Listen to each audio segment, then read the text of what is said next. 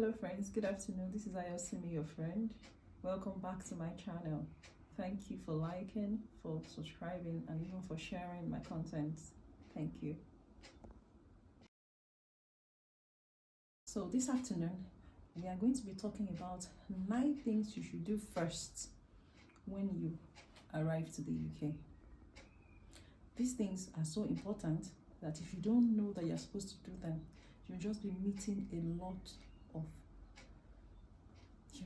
red tapes on your way, and that isn't really what you want. I mean, for someone who's just coming into the UK, you just want things to flow.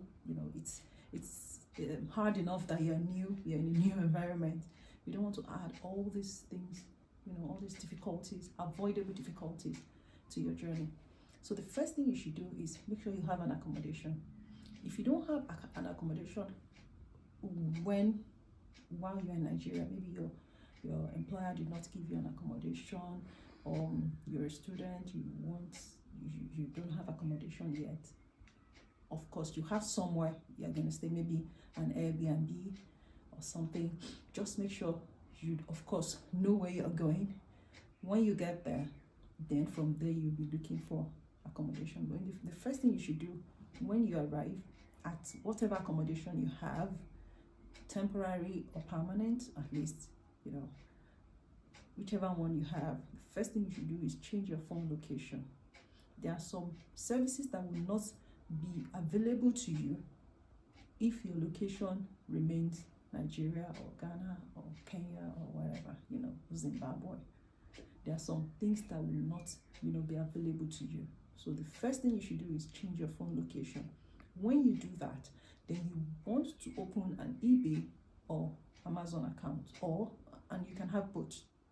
When you have those accounts, there are some things that you will need urgently, and you may not even be able to go out to the store, to make these purchases.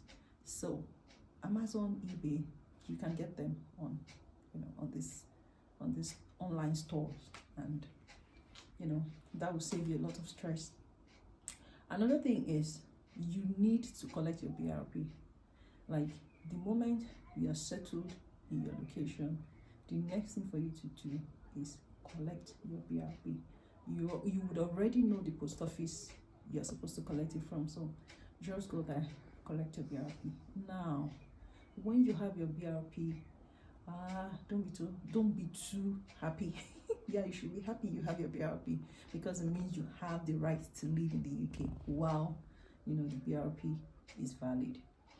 But the one important thing you have to do is check the details on the BRP. Yes, mistakes happen. Sometimes your the photograph that you have on the BRP may even be too dark. It happened to one of my friends. The photo on his BRP was too dark, way too dark. He could not use it for any verification. Like, he had to return it to the Home Office. So check that the photo is okay. Check that the details, your name is spelled correctly. Check that the details, your date of birth is correct.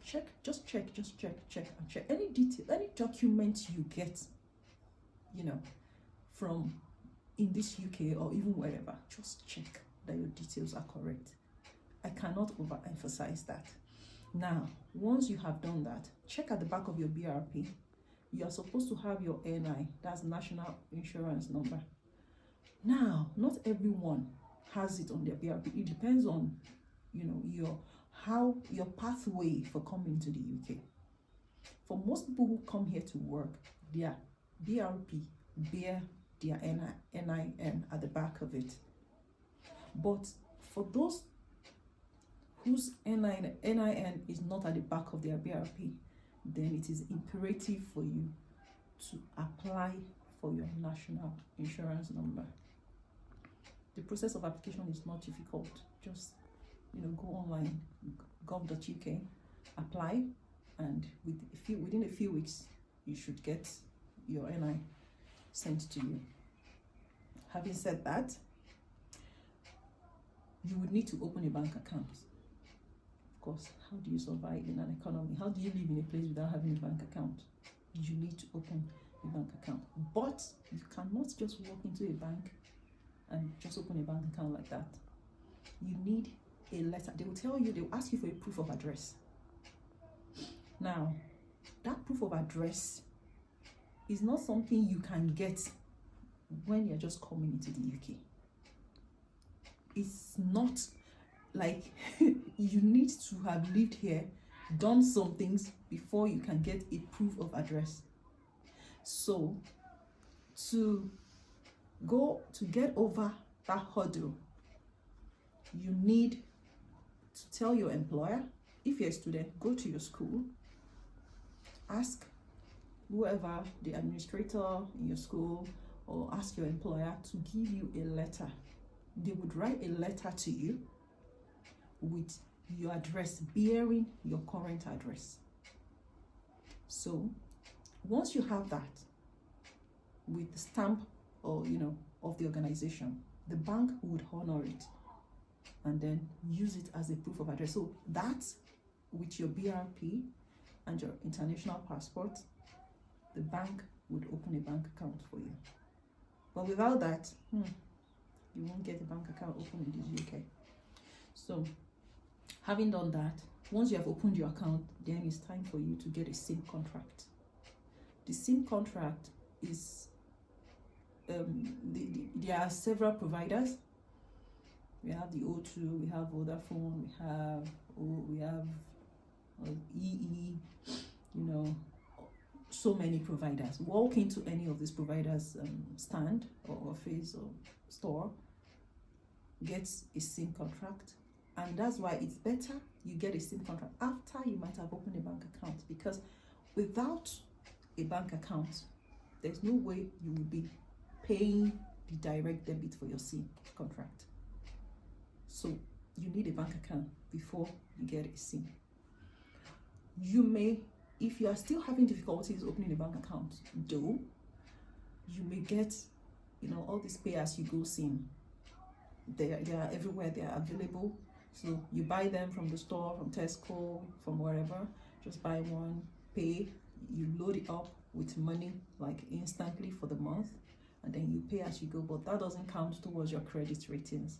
So as much as you can, try, open the bank account, try get the bank account open, then get your SIM contract done. So after that, register with a GP. There will be a GP around you. Look for the closest one to you, register with them, and then the NHS will send you your NHS number. They'll send you a letter. A few weeks after you register, you get a letter from the NHS. They'll send you your NHS number. If you live in NI, you also get a letter from HSCNI. You get a card. You get your health card from HSCNI. So wherever you live, you would get, just register with a GP is very, very important.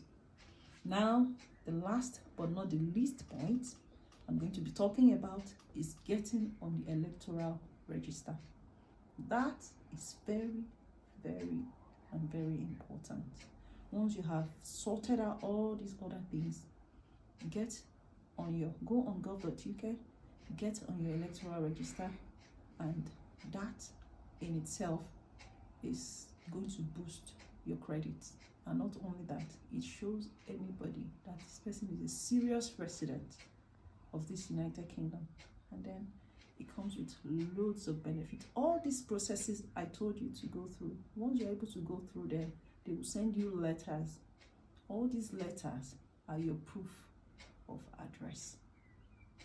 All these letters, any letter that is sent by the bank, sent by the hospital, sent by the government, sent by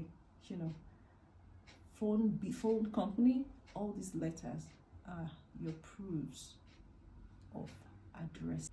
So having said that, I want to say thank you for watching. Please like, share, and subscribe to my channel. Not only that, also put on the notifications so that you'll be the first to be informed when a new video drops. Thank you. Bye.